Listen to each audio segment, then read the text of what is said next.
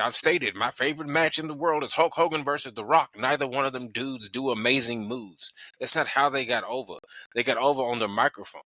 They got over on character development. You know, the people's elbow. Okay. The Rock does a Uranagi and an elbow. Simple. He hit the ropes multiple times, twice, points to people, hit the ropes, throw an elbow pad, bam, and a Uranagi. A Uranagi, we see like 10 Uranagis a night. And then Hogan's finishing move is a boot and a leg drop. We see 40 of those a night. He still got over. A stunner. That's a jawbreaker. Austin got over. He got over on the mic. Welcome to Rope Breaker Wrestling Podcast. I am Alex, the elderly and pissed wrestling fan, and I would like to talk to you today about who is the best in the world. PWI just came out with its top wrestlers in the world, men and women. I'm not going to break it down to men and women. That's ridiculous. The woman or the man. You are the it factor in professional wrestling, are you not? And I have some disagreements about the PWI top 10. I'm just going to focus on the 10. And if I came up with something in this day and age, wouldn't be what they had. Granted, Mercedes Moné being at the top of the women's, not mad at that at all. I would have put Toni Storm because I think Toni Storm made a resurgence worldwide in women's wrestling. But Mercedes, she's won a belt in every emotion that in every promotion that she's ever touched. She's now the lady with all the belts. Mercedes Moné. I've stated before, I'm not too happy that she wins every title.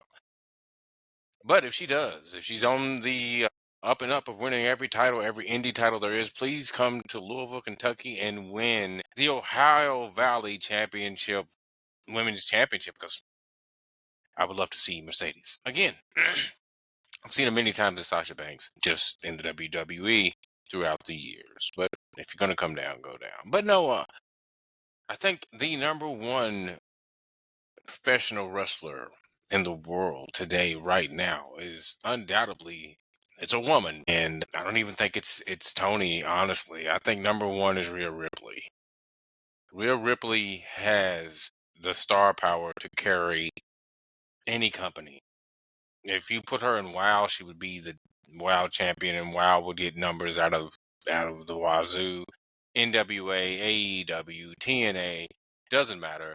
The woman is a star, and I truly believe she's a bigger star than Cody Rhodes. When her music hits, it's insane. I know people get crazy for Jay's entrance just because it's the yeeting. I don't really think it's anything else, but I do think that it is just Rhea herself as a person, her character, her presentation, her moveset, the everything. And it's not just her. Of course, she didn't get her alone. Finn Balor played a big part. Edge played a big part. Damian Priest, but no one played a bigger part than Dominic and Liv. Dominic and Liv and Ray, those factors made Rhea Ripley, in my eyes, the biggest star in professional wrestling since Cena.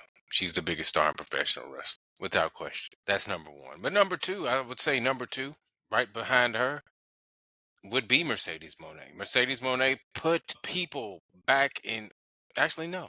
I would say number two would be Toni Storm. Toni Storm. The Australian girls are ruling this. They're ruling this. They're ruling wrestling. Toni Storm, the character work that she put in, bar none, best in years. No one has put that much character work, that much commitment in being the character. She is amazing. She's amazing in ring.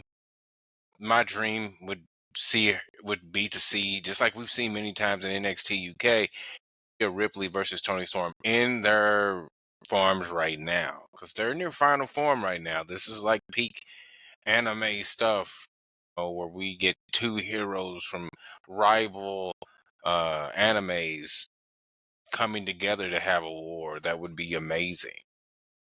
But we might not see that coming. But Toni Storm definitely number two on my list. Number three is the Monet maker, Mercedes Moné. She is obviously And it's not just women. There's guys on this list too, because like I said, all the way top 10. But she's there. She gets eyes on products that you don't want to watch, products that you might have no interest in, but you want to pay interest in her. She is an attention getter. House of Glory. I mean, it was probably one of the most watched events in House of Glory's history, and they have some major hitters. They have Enzo, a real one. They have Zilla, but come on now. MVP's made his appearance down there. Everybody has. Fourth Rope is doing their thing. House of Glory is doing their thing. But no one gets more eyes on a product than Mercedes, Monet, Sasha Banks, whatever you want to call her. I was watching something and they did just a poll of who named, popular black wrestlers of all time, and her name came up. No other woman. No other woman. So shout out to Mercedes. She's definitely up there. I don't think she's number one, but I think she's up there when it comes to just all-time greats going in 2025. Number 4, for me, not a fan. I don't think I ever will be, but 2025, we got to say it is Cody Rhodes. Cody Rhodes is the quarterback of the most dominant professional wrestling company in the world, the WWE. He is a modern day Hulk Hogan for many children, many people. He Mr. America, American Nightmare, running around. I don't like the way his presentation is, but I can't be upset that the fact that the WWE shoves him down our throats and they make him the man, and kids love him. You can hear a kind of a boo when he has backstage segments, but every time when he comes out there, they're wooing with him. So yeah, Cody Rhodes, number 4. Number five to me this year, man, we got to give it to John Cena. Give it to Cena. Cena is top 10 material. We can say whatever we want to about, he's the corporate boy, but everybody, this is wrestling. This is wrestling. We've made a few stars, one or two where they're just like, let's just give it to them because they're going crazy. What, a Kofi? We're giving it to, Daniel Bryan, Bryan Danielson. That's it. Nobody else. They may be a little bit of LA Knight, but they've seemed to have cooled on him. He might be Cena's last. I feel like LA Knight is set to be Cena's last opponent, by the way, just to put it out there. And he's going to put him over as his final match. But no, I don't. Cena, he's a Grand Slam champion this year. Just beat Dominic Mysterio. He was been WWE champion. He had a lackluster heel turn, but he still got eyes on the product. John Cena is the WWE GOAT, and I would say the WWE GOAT because to me there's a GOAT of wrestling, and that's Hulk Hogan, Hollywood Hogan, just because he did it for so long and he was on top for so long. But Cena almost as long, and Cena didn't leave the company. Cena stayed, so we have Cena. So big ups, John Cena. You're the man. 2025. So John Cena should have been. He should be top 5 for everyone. Just he should be top 5. I don't. This year, Cena should be top 5. Okay, so I would say, let's give it to who would be number. Cena's number 4. No, Cena's 5. Cena's 5. I'm losing count, losing track. Cena should be number 5 because number 5 is alive. So number 6, it's kind of hard for me. It's kind of hard. Number 6 to be Shotzi. Shoot, Shotzi did her thing. Let's not lie. Shotzi has done her thing. Shotzi Blackheart is on the indies. She's wrestling men, women, everybody. She's doing everything she can to be at the top of professional wrestling. So let's give it to her. Let's let her be what she needs to be, which is I think she will be hired back in the WWE. I can see her being hired back and ready to go. Not only hired back, but hired back in a prominent position in the WWE. If not this year, next year. I really think with her, the only reason that we didn't get a better run from her is that she was injury prone. So if you're injury prone, it doesn't work for you. But Shotzi Blackheart, shout out to her. Let's give it to her. And then let's come on. It's the year of retirement. Hiroshi Tanahashi. Tanahashi's the guy. He held out New Japan. He was Okada's Seth Rollins. He did everything he could. He was Okada's Seth Rollins to Okada's Roman Reigns. Let's say he was the Cena to Okada's Randy Orton. That's a better comparison. He was the guy. I think we need to give him his respects. This is his last year. His last year. That's crazy. Think about that. His last year. Cena's retiring. AJ's retiring next year. It's crazy. You know, all our greats are retiring, but I'm happy that they're retiring in good health, walking and moving well. So Cena and Tamahashi are both leaving. They're walking. Cena's not walking straight up, but he never did anyway. They're walking, they're talking, they're moving, they're healthy. They're still putting on great matches. They're putting on bangers. So let's be happy for these guys. And man, Hiroshi Tamahashi, bam, you should be like in the world. You're a guy, like you're a unit. Number 7, I would say right now. I just gotta have to give it to another woman, Naomi. Best run of her entire career. Got stopped by the Big Jim getting her pregnant, but she wanted to get pregnant. She yeeting and skeeting got her off sideline, but maybe next year she can pick it up. But if she doesn't pick it up, and if everything doesn't work out the way that we hope it works out without, as a fan of hers, she still got this. It's a small little segment, but we can have that. We can hold on to it. Not going to spend too much on Naomi, but Naomi should be up there as number 6. Was she number 6? I'm old. I'm old, y'all. I don't know. I should have wrote it down, but this ain't what happened this time. Then I would like to say we have CM Punk. No, I can't give it to CM Punk. Can't give it to CM Punk. Can't give Jay. Gotta give it to Jay Uso. Right there with the family. Jay Uso. Jay Uso. Wow. Jay's a superstar. He run the Royal Rumble. I was there. I saw it. Everybody was eating. Yes, I know they got a hell of a downvote on YouTube on this platform. One of the platforms that I am on with this that we are on. But it is, man, you can't deny the energy when you're in a building with Jey Uso. It's something different. It's magical. Something you usually don't get in this day and age in professional wrestling is what happened with Jey Uso and how Jey Uso carries himself. The entrance, at least the entrance is for the kids. I put Jey Uso right up there with Cody Rhodes when it comes to for the kids.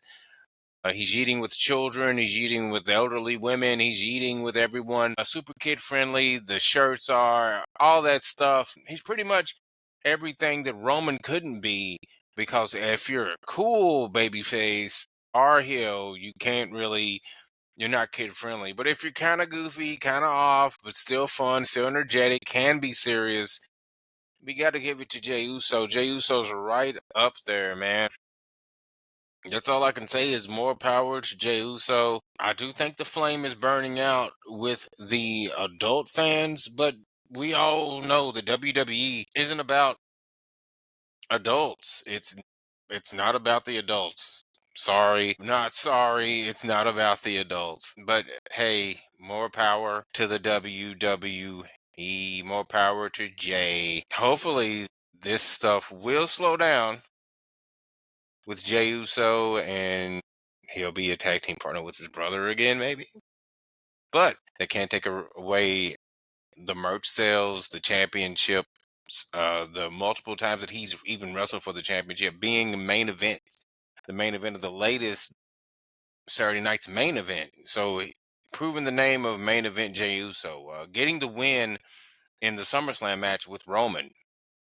He's not upset, but maybe he can make some room for some other people, some other wrestlers that we like, us IWC people. So then that leaves me, where am I? We are here. I'd like to say that, man, who would I? I'm wondering, who would I put there? Don't know. Who? We have great wrestlers. We had our Tony Storms, our Rhea Ripley's, who are still Rhea's number 1, and Tony's number 2. We have our Mercedes Moné, number 3, best in the world. worldwide, she might be the best.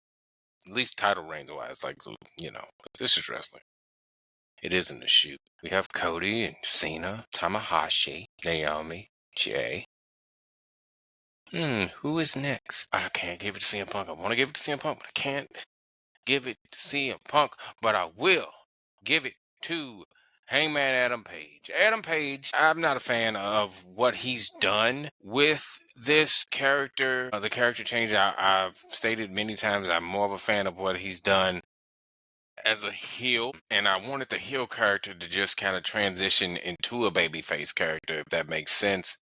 I feel like right now, and not even right now, for the past 20 plus years, it's been, you can put a heel in a babyface situation and they're a babyface. That's all that is. It's just, you put somebody who is a prick in a good against somebody who's a bigger prick and who did them wrong, then they're automatically a babyface. I feel like that's worked with Roman Reigns' character in the past, because right now Roman Reigns is classified as a babyface, but he's obviously hasn't changed. He's still the tribal chief character. The tribal chief character is a heel.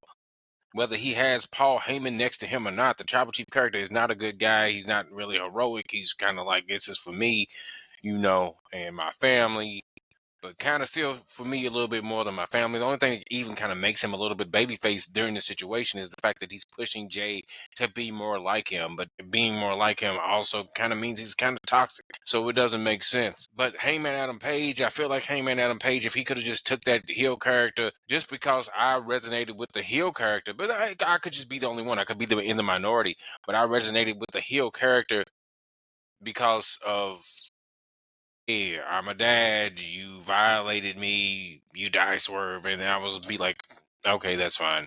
But hey, can't be mad at it. He's AEW champion, and the company's doing well. Tony Khan had, in this sidebar, Tony Khan had one of the best interviews with Ariel Helwani that I've ever seen him give, and it was amazing. So everybody needs to go check that out. But Hangman Adam Page, he's right up there, pretty much. But I don't, like I said, I'm not enjoying the title reign. But I don't think babyfaces. I don't think babyfaces can even make good. They can't do it. Unfortunately, babyfaces can't do it and draw money. But I've stated I feel like that's because we don't have an overarching big bad guy. With Jon Moxley doing whatever he's doing right now, which leads me into Jon Moxley. Man, that man has held down AEW for over a year by himself, pretty much. I can say he was my favorite member of the Shield when he was Dean Ambrose. When he went over to AEW, I was really excited to see what he would do. In the beginning, I really liked his stuff. I liked, that he was being held back and he's uncaged now, and he had a great match with Kenny, without the lackluster boom bomb stuff that happened, which they even made fun of in the video game. I thought that was cool. But man, Mox has done his thing. The Death Riders have held up as much as we did not like it. The Death Riders held up AEW very high, and they made it into everything that it needed to be. AEW's in to me, a reset right now. But that's what happens sometimes. We reset. We need to reset. We need to go back and just kind of let things be at the beginning. And by reset, I mean they're doing the Young Bucks. I'm pretty sure the Young Bucks are about to turn babyface again. They put Luchasaurus and Jack Perry back together. It was crazy. They're slowly building a tag team division, which WWE has never done since in years from they have done, but it's been so many years. The Death Riders, you could put any of them in a tag team. I'm pretty sure it should be Yuta and Garcia if they're going to have tag team guys. But Jon Moxley, he's the man in AEW. I feel like he's the cornerstone of AEW. Yes, they have their pillars, but he's the cornerstone in AEW. He just isn't right there right now, but because they're trying to build other stars, and you have to build other stars within professional wrestling. But Mox is that guy in AEW. He's that guy in wrestling. Mox is amazing when it comes to doing things like that. He's amazing in the show. He's an amazing professional wrestler. He's amazing. His promos can be a little off, and the bleeding can be a little obsessive. But if you're the Deathmatch King, the new Deathmatch King, what can I say? He's doing his. I think that's 9. So if I'm off, someone tell me in the comments. Cocksucker, you didn't get 10. But I think this is number 10 right here. Number 10, MJF. MJF all day. MJF is one of the best wrestlers in the world. He's been off doing other things, movies, getting married, all this other stuff. But every time when he's on television, it's must-see TV. His matches, his in-ring performances, everything he does, money. It's money. Come on, man. We have to give it to him. MJF's that guy. He's that guy. I feel like he should be the top heel all day, every day. I would love for him to get a group and the group stay together for a little while. I feel like the Don Callis family should be the MJF family. Don Callis is a great heel. Everyone hates Don Callis, and he's a legitimate heel. He gets heat. He's a heat getter. But he's a manager. He's in the role of like Bobby Heenan, because Bobby Heenan would get heat. He was a heel manager. I honestly know for a fact that nobody would have tried to even probably booed Andre the Giant if he wouldn't have aligned himself with Heenan. It would have been maybe a more even split between him and Hollywood Hulk Hogan, the Hulkster, the Immortal One, the Incredible Hulk. At the time, due to the simple fact that Andre was loved. Andre was like the gentle giant. He was like, people loved Andre the Giant, especially in the World Wrestling Federation, especially in New York. Andre was their guy, but Hogan was their guy too. Hogan was the new guy. Andre was the old guy. Wasn't Bruno and Hogan, but it was still somebody in Hogan. And Andre was that guy. But no, but back to the story at hand. I really, truly believe MJF is the guy. He needs to get a huge stable together. If Warlow ever gets healed, they can put that old group back together. Warlow can just be the heater for him, and we can get him being the man. I wanted something for him. They still have Ric Flair on the contract. Ric Flair can kind of be like, hey, let me mentor you. Let me get some guys together for you. I think if they were thinking, they would probably try to get, Anderson, Arn Anderson's son back into the fold of AEW. Get this Anderson kid over and get Arn back over as well. I don't know if Arn's willing to go, but have them collaborate. I would even I would be like, hey, TNA, give me Tessa and get Tully back, and then just try to get everybody back together and try to do a four horseman type deal. Obviously, the Wyndhams, they're all going to be in AEW. I mean WWE forever, and more power to them.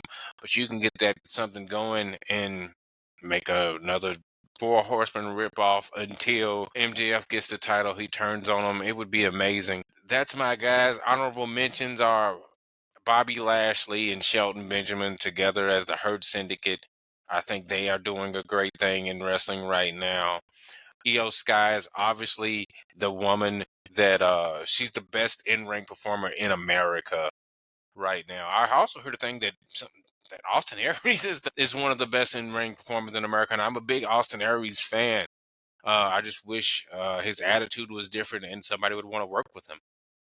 There's so many people that are amazing in professional wrestling, and it's really hard just to put 10 or 10 men, 10 women, or put or put them separately.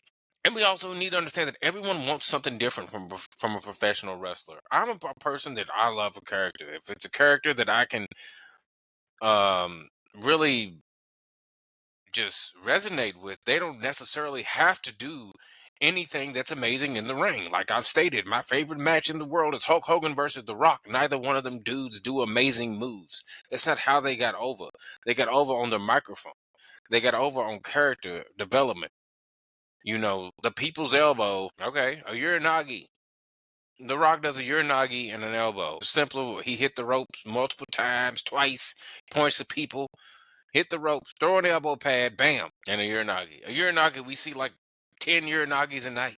And then Hogan's finishing move is a boot and a leg drop. We see 40 of those a night.